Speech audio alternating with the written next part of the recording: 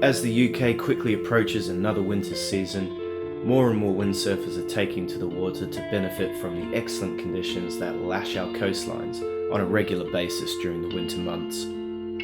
Typically these conditions are a bit more extreme, with winds being unstable and gusty, severe temperature drops and the ever-changing sea state. Recently a lot of incidents have been reported of windsurfers getting into trouble and needing the help of the RNLI. In light of these events, Dave Ewer, owner of Reactive Watersports, organised an evening chat at Torpoint Mosquito Sailing Club for the local windsurfing community of South Devon and Cornwall. The evening gave us some valuable knowledge and vital tips on how to stay safe this winter.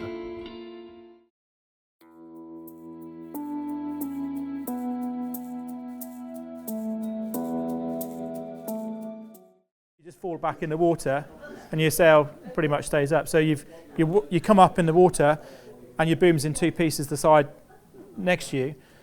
So bearing in mind that the up-haul is attached to the bottom of the mast base, and obviously the out-haul is attached.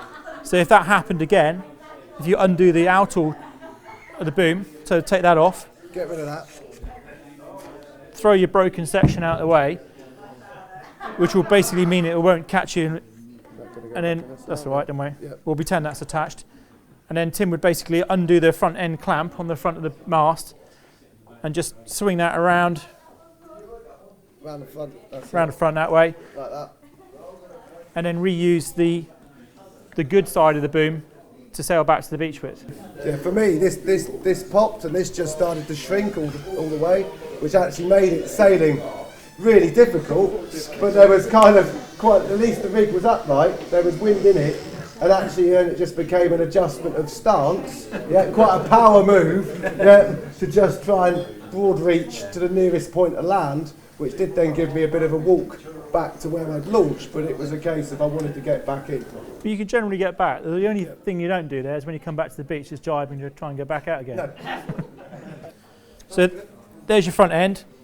Something's gone wrong with it, the clamp's gone wrong with it.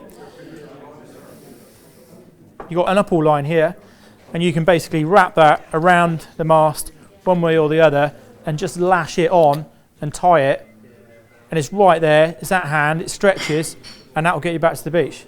All these little things aren't going to let you sail all afternoon. You'll get you back to the beach. If you sail cautiously and gently, you'll get back to the beach quite easily just by wrapping that back. And okay, the boom will be slipping up and down a bit, but you'll be able to get back in, sort it out.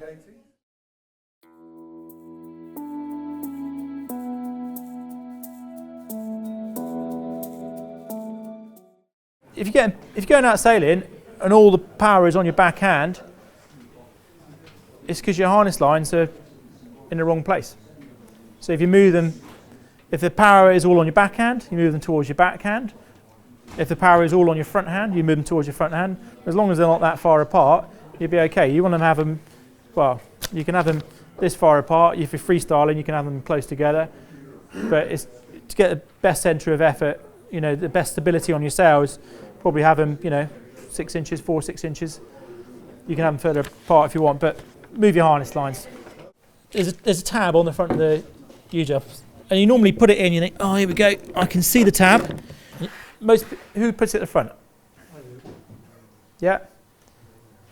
Always put it at the front so I can see it. So if it slides back, it comes out. Yeah? So this time, we put the tab at the back, which is where it's supposed to go, actually. Do the same thing. It just takes a little bit longer because you've got to undo it slightly further to get the tab in, because it's a bit fiddly otherwise. If it slides back now, it won't come out.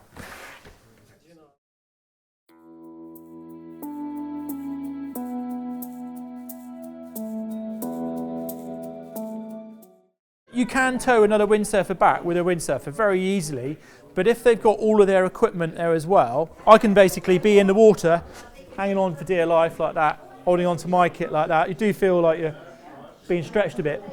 But if Tim sails very slowly and shoots out and very gently, because you will try and get catapulted when you do this, you could tow quite well, really back, a lot better than swimming, and it's a good way of getting people back, especially if they haven't got any kit.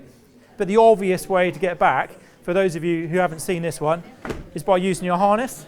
So if you use your harness, if you've just broken your fin out, put your harness spreader bar through the back foot strap. You might have to adjust it.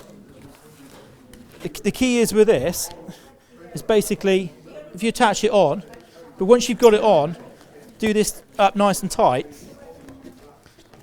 100 metres away or whatever, it takes 2 minutes to put on, stick it on, and just sail back really slowly, sheet out, nice and slowly, don't bother getting the foot straps, and you'll just go straight back into the beach.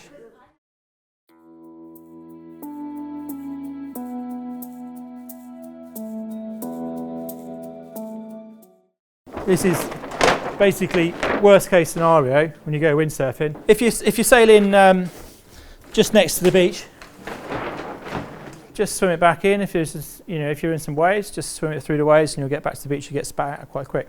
This happened to me probably 20 years ago. I was out windsurfing at Exmouth, and I broke a mast. I'm like, outgoing tide.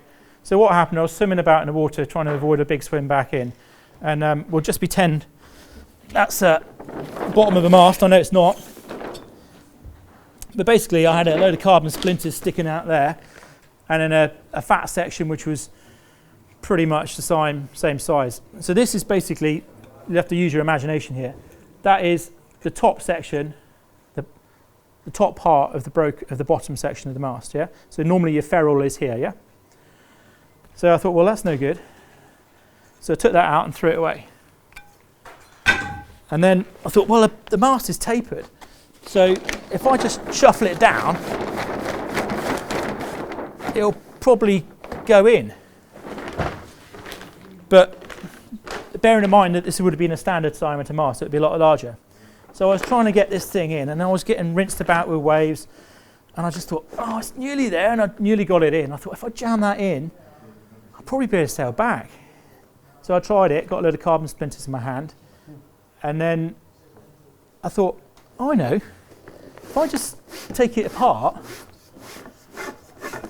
the top bit is skinnier than the bottom bit. So if I just turn it around and then poke it back up the sail, it's got to be easier to get that bit in there because it's a lot smaller. So I'm wriggling about in the water. Admittedly, the gap was bigger, and it popped in, and I thought, wicked. So I slid it in a little bit, and it jams, and then I had this bag of sail. So I tried to water start it, and it didn't really work. So I basically just pulled this down to get a bit of tension in it, and I was left with something like that, with about probably another 2 foot of sail stuck on the end of it. And every time I tried to water start, this was flapping about from one side to the other. But actually, because there's no downward tension on the sail whatsoever, the sail is really full and really powerful. So I just simply water started, popped the sail up. The sail was flapping about on the other side, and because the sail was so full, even though I completely lost the first 2 foot, 3 foot of mast or whatever missing, I just planed all the way back into the beach. I couldn't believe it. I just sailed straight into the beach and just thought I'd reinvented the wheel.